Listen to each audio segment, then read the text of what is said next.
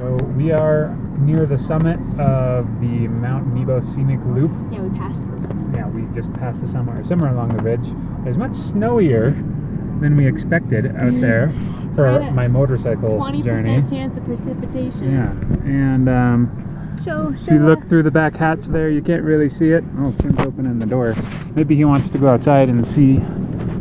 Oh, motorcycle out there. It's warm, Flint. Yeah. Oh, Finn. It's so cold outside, but we gotta see it. Whoa, there goes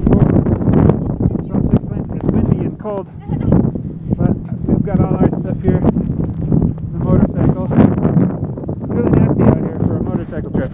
Nice and warm inside the car.